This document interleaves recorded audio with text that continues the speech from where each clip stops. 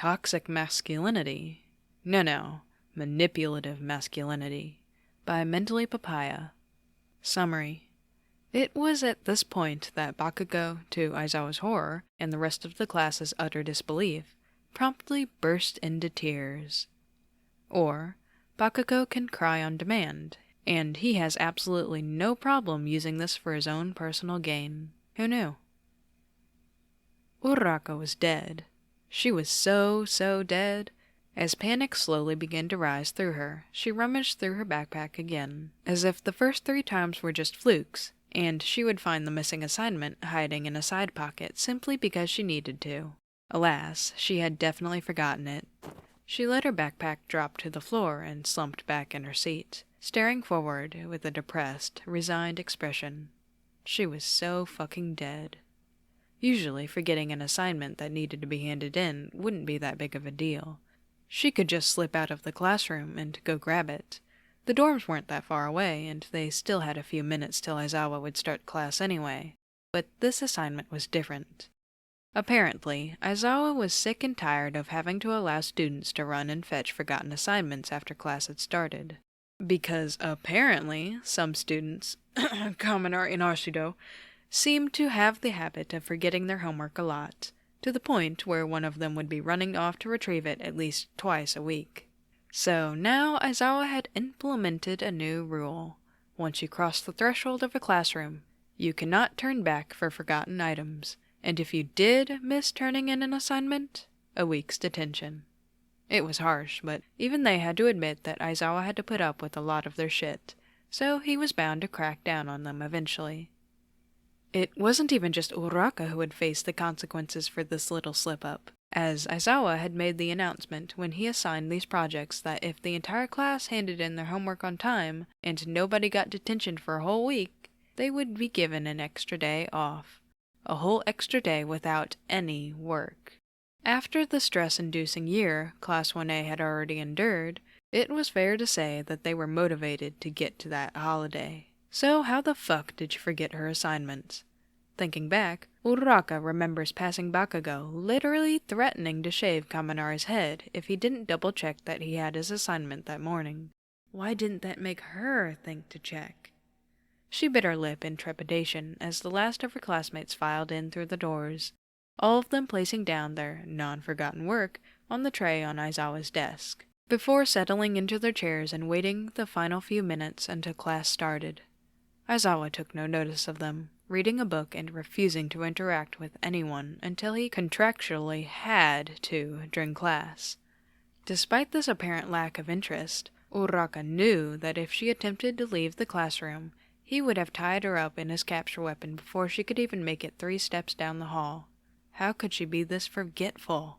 If she was the reason they missed out on an extra vacation day, the class would never forgive her. Not to mention that if Bakugo was threatening Kaminari with head shaving, one of their classmates that he was actually almost friendly with, then she did not want to know what he would do to her. Uraraka closed her eyes. She was so fucked. Are you alright? You look worried. Is something wrong?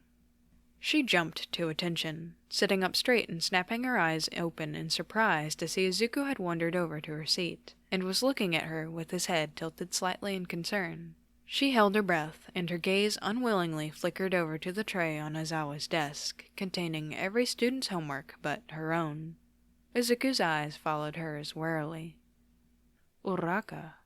His gaze flickered back towards her, and she broke. "You have to help me. I don't know what to do," she whispered furiously, lunging forward to grab hold of his sleeve.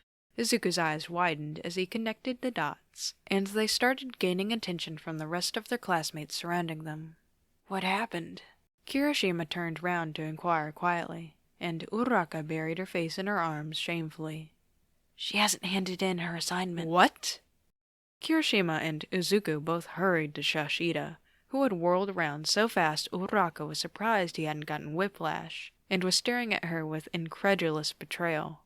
Luckily, Aizawa somehow hadn't taken notice of his outburst, and he continued, this time much quieter.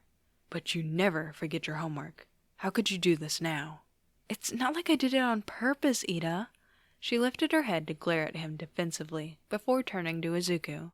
"You gotta help me. If I'm the reason we lose this vacation day, I will die. We have to find a way to sneak somebody out to get it, and there's no fucking way I endured all of last day's threats about forgetting my homework for nothing," Ashido said, determination in her eyes as Uraraka nodded along hurriedly. "Maybe we could pull a fire alarm, or you could jump out the window and run and get it," Koda suggested, to which Izuku shook his head gravely, staring at the ground with such intensity that Uraraka swore he wouldn't look at a place on a battlefield surrounded by dead soldiers. "No, we would get caught," he said, shaking his head quietly. Uraraka exchanged confused and worried glances with the others when he sighed and turned back to the direction his own seat was in. "Kachan!" he shouted. Bakugo looked over from where he was scrolling on his phone at his desk, a pissed-off expression on his face. "Fuck off, nerd!" Izuku shook his head. "This is really important. Uraraka forgot her assignment," he pleaded, to which Bakugo's head snapped over to glare at her, and Uraraka shrunk back in her seat. "You fucking idiot! Now we're all gonna get punished because of your shitty memory." "That's why I need your help. We have to get that assignment without Aizawa-sensei noticing," Izuku said quietly, gesturing towards their reading teacher frantically. Bakugo glared at him, and he whined, rushing forwards to sit back in his own chair so as to plead from close up. Uraraka watched wide-eyed, her and the rest of her classmates clearly sharing the same dread mixed confusion as to what it was exactly that Izuku thought Bakugo would be able to help with, considering he wasn't exactly subtle in any way. "Come on, Kachan, nobody wants to lose an extra day off." Bakugo grumbled, muttering something unsavory under his breath before turning to poke a threatening finger in Uraraka's direction. "I'm not doing this for you, got it?" "What are you gonna do?" Kirishima questioned him warily, to which Izuku grinned. "It's time for another classic Deku and Kachan team-up, just like middle school," he said, pumping his fists. Bakugo looked at him, unimpressed, and Izuku quickly dropped his arms, clearing his throat and sending the blonde an unapologetic smile. He rolled his eyes and huffed, as if regretting his decision to help immensely, before sighing and turning to engage Izuku fully. "The only way we're going to get this assignment is if someone sneaks out and grabs it without Sensei noticing," Bakugo muttered, which Izuku nodded to, while the others around watched them scheme with various levels of uncertainty. "The fuck is a classic Deku and Kachan team-up?" Tokoyami muttered, looking lost, while Sero shook his head repeatedly. "There's no way that's a real thing. It's gotta just be one of Deku's delusions to do with whether or not Bakugo likes him." "How are we putting the fate of our extra vacation day in their hands?" Todoroki whispered, to which multiple people shrugged. It's not like anyone else had a better idea, and they couldn't exactly stop the two. Still, Uraraka was starting to believe that she wasn't going to get out of this situation unscathed. "Do you think I could distract Aizawa-sensei long enough for you to sneak out the window?" Izuku was whispering to Bakugo, while the other shook his head. "Not a fucking chance. Aizawa-sensei doesn't take shit, and he's known you long enough that your bullshit won't faze him." Bakugo objected. "I want this fucking vacation day, Deku. I already told Kirije and Jiesa I'd go overnight hiking with them because we had an extra long weekend, so if we do this, I'm going all in." Izuku perked up. "You guys are going hiking. Can I go with—" "Fuck no." Izuku deflated. He stared at Bakugo with his puppy dog eyes, a phenomenon that the class had witnessed multiple times, almost always directed towards the angry blonde, and always completely unsuccessful because Bakugo was fucking ruthless. "The fuck are you, constipated? You need a fucking enema? Don't look at me like that, shitty nerd." Fucking ruthless. Izuku pouted, before sighing and brushing past his abrasive words. "Fine, so we switch. You distract and I get the assignment?" Bakugo nodded, smirking. "He won't expect it from me. It'll have more of a chance of catching him off guard, and it gives you more time to sneak back in if he's freaked out." As he spoke, he reached into his backpack and brought out one of his workbooks, flicking it open to a random page and scribbling something onto the paper. "Can you still cry on demand?" "What am I, a goldfish? You don't forget that sort of skill, Deku." "Wait, cry on demand? What?" Uraraka couldn't help but mutter. leaning forward to question the two further when she was cut off by Bakugo holding out his hand, palm flat, and Izuku slapping it with a grin before the blonde stood up and turned to the front of the classroom. Uraraka desperately tried to make eye contact with Izuku as Bakugo grabbed the workbook, cracking his neck and making his way up to Aizawa's desk. Izuku finally looked over at her, but interrupted her attempt to question him. "Where did you leave the assignment?" he whispered to her, while she stuttered wildly, gaze flicking between him and Bakugo. It should be on my desk, in my room. What are you going to do, though?" Izuku didn't answer, turning to face the front of the room and brushing his hair out of his face, cracking his knuckles with a determined look. Ida turned to give Uraraka a baffled look, so at least she wasn't the only one who was really fucking concerned about what those two had planned. "I bet you 1,000 yen whatever they do is gonna get the entire class detention."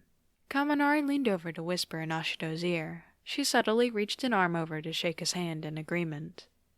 Bakugo walked up and stood in front of Aizawa's desk, shifting his feet every now and again as if he was nervous, which in and of itself doesn't fit his usual character.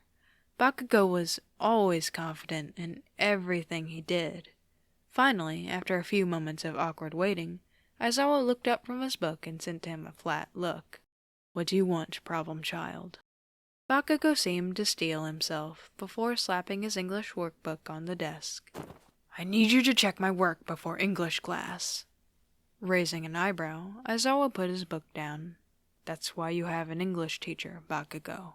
Bakugo took in a frustrated breath, gritting his teeth, and Uraraka had thought that if this was all just pretend, then he was doing an actually good job of acting. Who knew? Izuku apparently, as he didn't seem surprised in the slightest. "No, I need you to check it." Bakugo tried to make his voice quieter, as if he wanted the conversation to be private, but being as this was currently the most interesting thing happening in the classroom, it was fair to say that everybody was hell-bent on listening in anyway.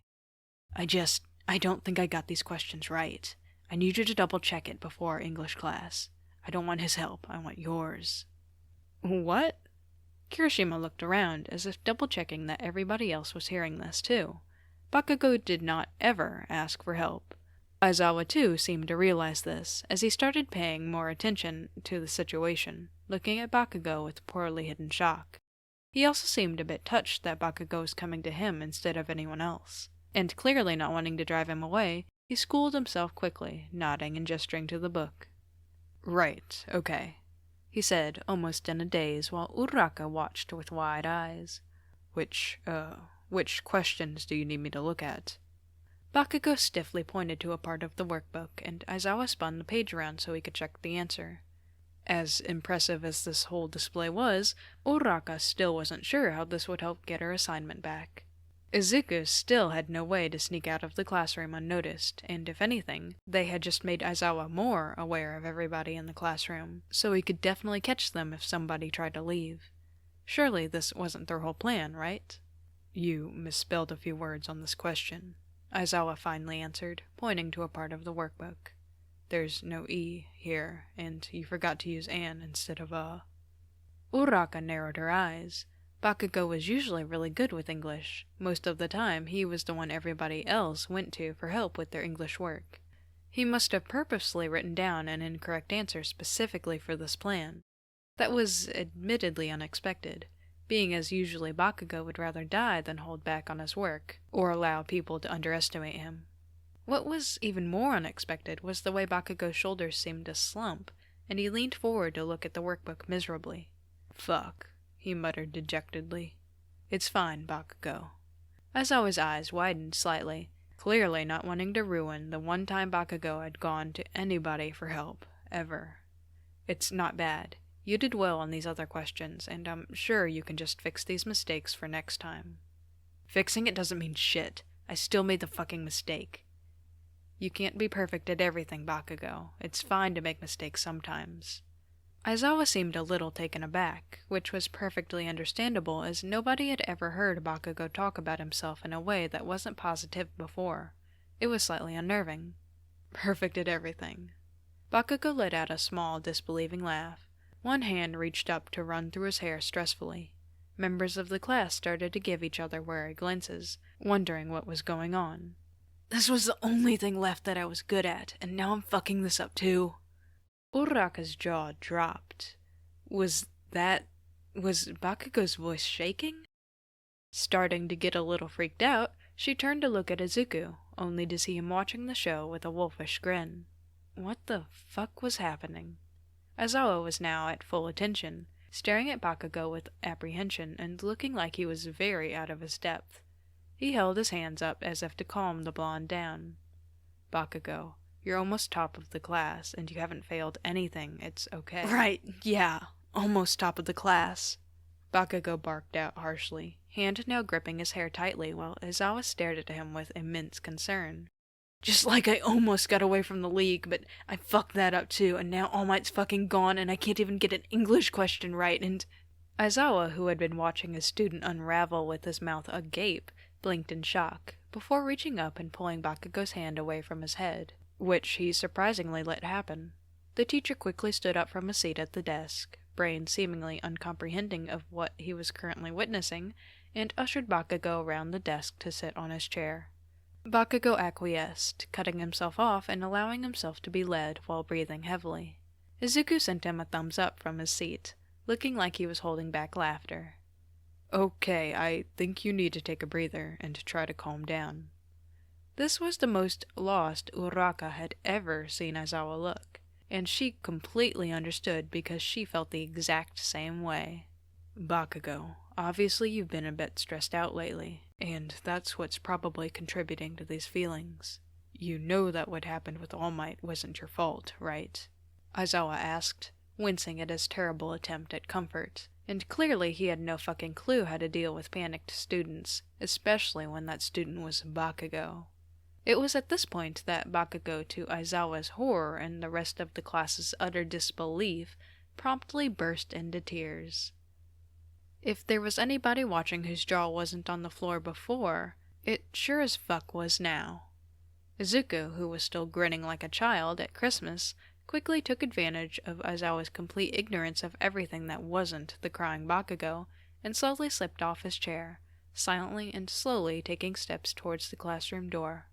Aizawa, who looked like he'd just been dropped into his worst nightmare, was stuttering wildly as he tried to figure out how to help his distraught student. He reached out a hand to pat Bakugo's shoulder, only to think better of it last second and snatched it back, staring with panic when Bakugo let out another sob and buried his face in his hands. Clearly we've overlooked your mental health in the recent months, and I apologize for that, he muttered frantically. I want you to know it's completely fine for you to be feeling like this, and I think it would be best if we went to visit Hound Dog's office, so you can get somebody to talk to about this. Aizawa started to turn away from Bakugo and towards the door, and Izuku immediately dropped to the floor, attempting to press himself into the ground as if it would make him invisible. Bakugo quickly stood up, making a messy attempt at wiping his tears out of his face. No, I'm fine. I know you have to teach. I shouldn't be bothering you with this. It's my issue, not yours, he said pathetically, making as if to walk away. Aizawa's head whipped back to Bakugo immediately, somehow even looking more horrified than before at his student's current state. Something on his face seemed to melt at the apprehension in Bakugo's tone, and, privately, Uraraka thought it was bullshit that not only did most of their teachers have favorites, but they also made it so obvious as to who they were. Aizawa always had a soft spot for Bakugo. That had been clear from their first week, but come on! He looked like he wanted to wrap the teen up in a blanket and spoon-feed him. This was ridiculous. She turned to share an incredulous look with Kota, and he shrugged, seeming just as baffled as she was. What the fuck? She heard Sarah whisper to himself, to which Kirishima smacked him in the arm, gesturing for him to be quiet.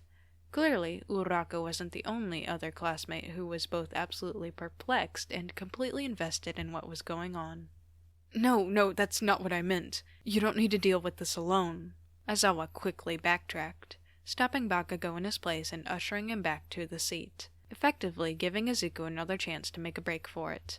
Said student was still hiding on the floor, and rather than get up to resume his jailbreak, he simply opted to army crawl out of the door, shuffling slowly as to not make any noise. Uraraka couldn't believe this wasn't a hallucination. Once he successfully was in the hallway, Izuku stood up and turned to give Uraraka a grin and a thumbs up before abruptly turning and sprinting out of sight. Uraraka blinked at the empty space where her friend used to be, before turning back to the absolute mess that was occurring at the front of the classroom. For about 5 minutes, Uraraka and the rest of the class watched in various levels of disbelief, confusion, and downright dread as Aizawa awkwardly attempted to comfort Bakugo, who was very much having what appeared to be a major breakdown in his teacher's chair. Nobody dared even to breathe, too scared to disrupt what honestly seemed like a very private moment between the two.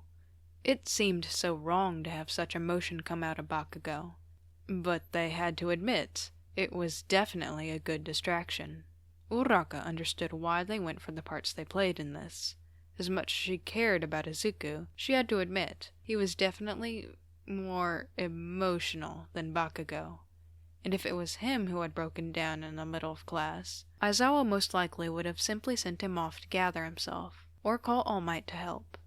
But Bakugo never showed weakness, and he never cried.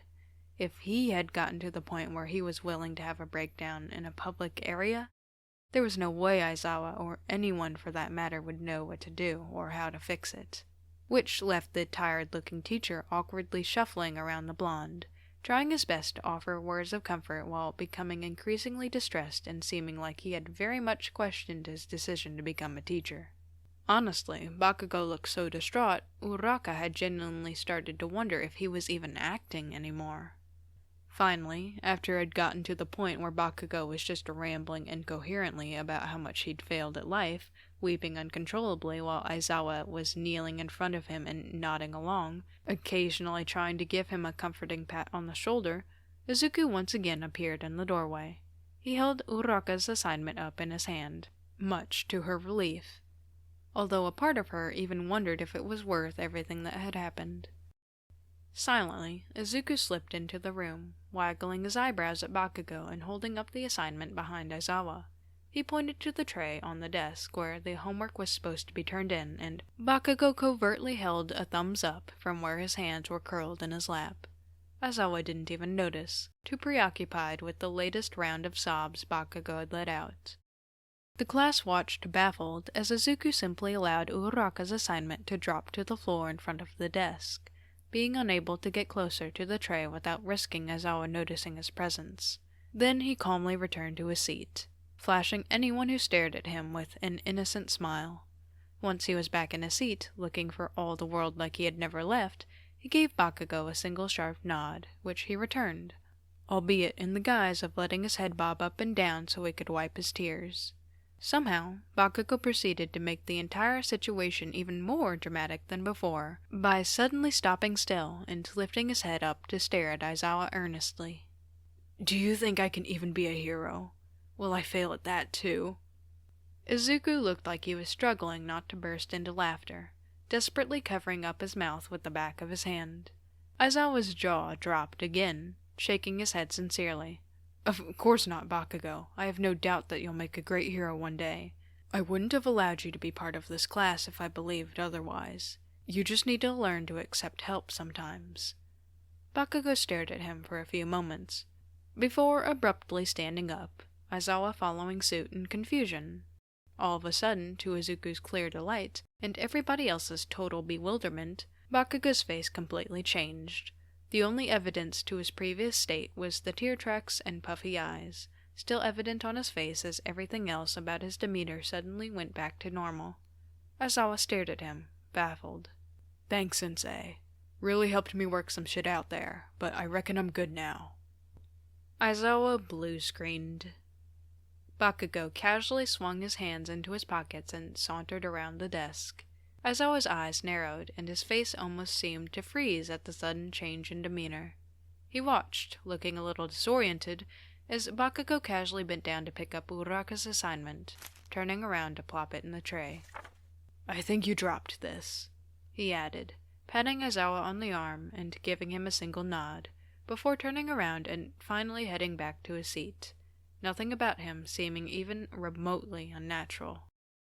Lost, Aizawa watched him go, uncomprehending of what had just happened. Both Izuku and Bakugo looked back at him, the picture of innocence. The class was silent. The second Aizawa glanced away, seemingly attempting to collect himself, Bakugo held out a hand behind him, and Izuku didn't hesitate to give him a high five, both of them grinning. "What the actual fuck just happened?" Kaminari whispered under his breath, a statement the entire class except for Bakugo and Izuku collectively shared. "You haven't done one that dramatic since we were 11, Izuku commented quietly, to which Bakugo snorted. "I told you I was going all in. I want that extra day off." He then turned to stare pointedly at Uraraka, who was still watching everything with a numb sort of shock. "You fucking owe me one, big time." She could do nothing but nod silently. "You?" Kirishima whispered to Bakugo, eyes narrowed and pointing a finger at him judgmentally. "Are an evil, evil little boy, scheming bastard." Bakugo leant away from him slightly, squinting in a way that clearly showed he had absolutely no fucking clue how to respond to that comment. After a moment of silence, Ashido leaned over to Kaminari. "You owe me 1,000 yen." "Fuck." They got the Friday off, much to Uraraka's relief. She wasn't sure if it was completely worth it, though, considering the entire class had walked on eggshells around Bakugo for the remainder of the week, as if afraid that one wrong move would lead them to deal with the Bakugo Breakdown 2.0. Aizawa kept sending Bakugo confused, worried glances, which was a little sad to watch. Izuku told her that Aizawa must have spread the story of his little crying session around with the other teachers, because All Might approached Bakugo in the halls the next day and tried to ask him about it, inquiring as to whether or not Bakugo really blamed himself for Kamino. Apparently Bakugo had absolutely no chill, because Izuku said that he just laughed in All Might's face and walked away. Again, Bakugo was fucking ruthless. Aizawa was still trying to get him to go to counseling, though, as he had clearly taken Bakugo's willingness to cry in front of him, as he was 1, the teacher Bakugo trusted the most, and 2, in need of a lot of therapy. He might not be completely wrong, but definitely not to the extreme he currently believed. Bakugo must have felt at least somewhat bad for the emotional turmoil he caused his teacher, because when Aizawa brought this up, he had agreed to a few counseling sessions under the agreement that Aizawa himself started to attend therapy as well. This was a fact that, when relayed to the rest of the class one evening, led to Kaminari laughing so hard he choked on the pasta he was eating. When Ashido asked Bakugo what he was going to do during his therapy sessions, being as the reasons he was attending weren't real, Bakugo responded that he was going to get Hound Dog to teach him origami, as apparently Hound Dog had a specialty for that particular skill. So at least he was having fun? Nobody dared to question him anymore since the breakdown incident, so nobody bothered asking for more details. "Hey, where's Izuku?" Uraraka asked, wandering into the dorm's common areas that Friday, reveling in the lack of work she had to do that day. "He went with Bakugo on that hiking trip, I think." Yayorozu piped up from where she was currently reading on the couch, a few of their other classmates agreeing from where they were scattered around the room. "I thought Bakubro said he couldn't go with them," Kirishima asked, tilting his head in confusion. "So did I," Ashido shrugged. "He's been begging all week, and Blasty never backed down. But when he was about to leave, Midoriya just showed up with a backpack and they stared each other down for a while. It was a little weird, but Bakugo didn't say anything when Mito followed him out the door, so I guess he changed his mind?" "That, or he's planning to kill him once they get far enough from civilization," Jiro muttered, which Kirishima nodded to, while pointing at her. "I believe that." "Can we please make a class agreement that if any of us hear Midoriya say, 'Classic Deku and Kacchan team up,' ever again, then we call the fucking police or something? Because this shit was terrifying." Kaminari piped up, holding his hand up as if he was still in class. Everyone else in the room unanimously echoed out, "Agreed." Uraraka just shook her head before turning and heading to the kitchen. I really wish I hadn't forgotten my assignment. So I pulled the fic up right now because I'm editing the recording, and I just realized that this one-shot belongs to a series. 161,000 words of, I assume, Bakugo just fucking with people.